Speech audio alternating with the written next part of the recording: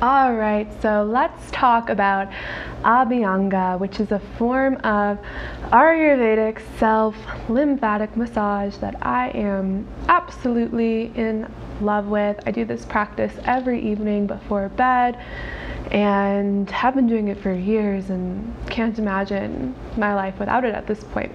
It's a wonderful practice for those of you with anxiety because it's grounding, it's nourishing, and it's moisturizing. And if there's one thing about anxiety that I've really come to know and learn from an Ayurvedic perspective, is that it's drying for the whole system and for the whole body, especially for those nerve endings that we want to be unctuous and myelinated.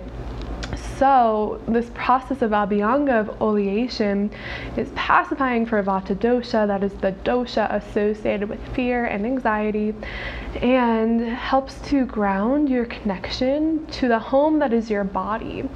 And simply by touching and feeling and looking at and reminding yourself, oh, I have a body. It's a method of letting your nervous system know where you are in time and space, and that where you are in this moment is safe, healthy, and well.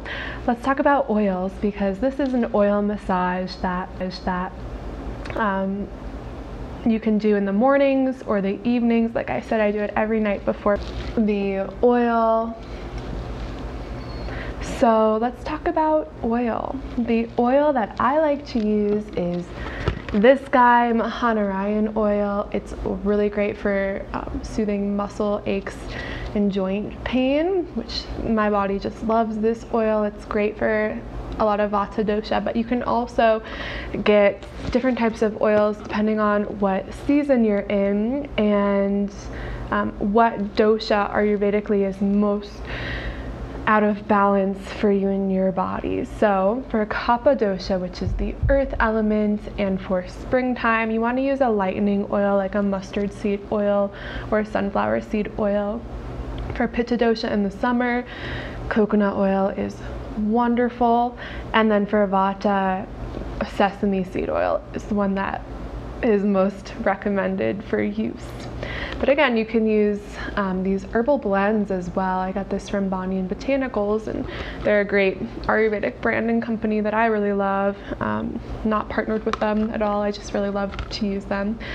And let's see, so to do Abhyanga, you use just a little bit of oil. How I like to do it is that I'll oil my whole body first, from head to toe sometimes. Like you can put oil on your hair, you can put it on your face, depending on what's going on with your facial skin.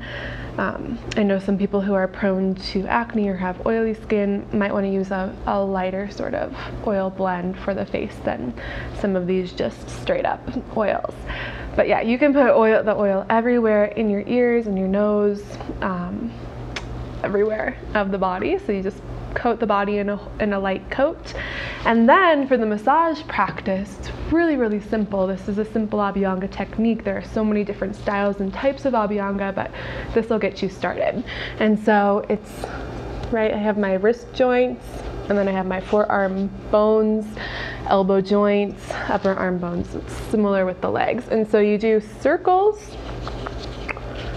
over the joints, just circling the oil over the joints until it feels kind of warm, and then strokes over the bones, up and down, circles over the joints, strokes over the bones, right? So that's the whole technique for the arms and legs, and that's where you start, because we're working our way back toward the midline, back toward the hearts. You can do a big circle over your belly, big circles over your hip joints, big circles over your low back and your chest or breasts, circle over the center of the chest. I like to stroke the sides of the neck and the front of the neck kind of quickly, because there's lots of lymph here that's good to drain. And then if you're doing the skull, you can just give yourself a nice skull massage, head massage. And I want to end somewhere near and over the heart. So we're just bringing all the energy back in from the peripheries to to center here with this practice. Now, once you have the oil on, once you've done your Abhyanga, which can take anywhere between 5 minutes to 20 minutes, depending on how into it you're getting and how much vigor you use, you can definitely really work those zones of lymph. Again, I said the sides of the throat, the armpits, the breasts for women, the inner groin is another area that you can really be quite vigorous in those zones to help keep the lymphatic fluids moving and from building up in those areas. You might even notice sometimes there's like a hardened lymph nodule there, and you can just keep working with that. And after a while of time, it should soften up and those fluids should start circulating once again through the body. Once you're coated in all the oil, you want to let it sit on your body for 20 minutes or so you can read a book, you can meditate, you can put on some baggy clothes that you don't mind getting oily and go for a walk.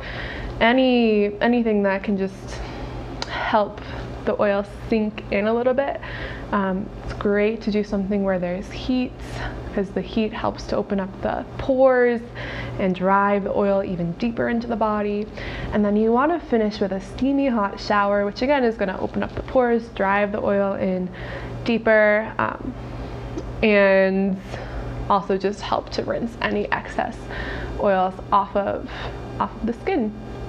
So I do this before bed. I'll sleep with the oil on. I let it sink in overnight. I have pajamas that are super oily, and you know, I don't mind anymore for this practice. I have special clothes that I use just for my oils, and I love it.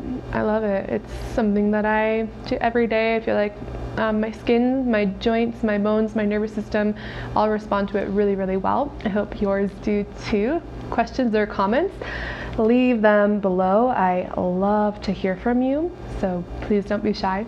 And I'll see you soon for our next little info or meditation video. I hope you have a really wonderful rest of your day. Namaste.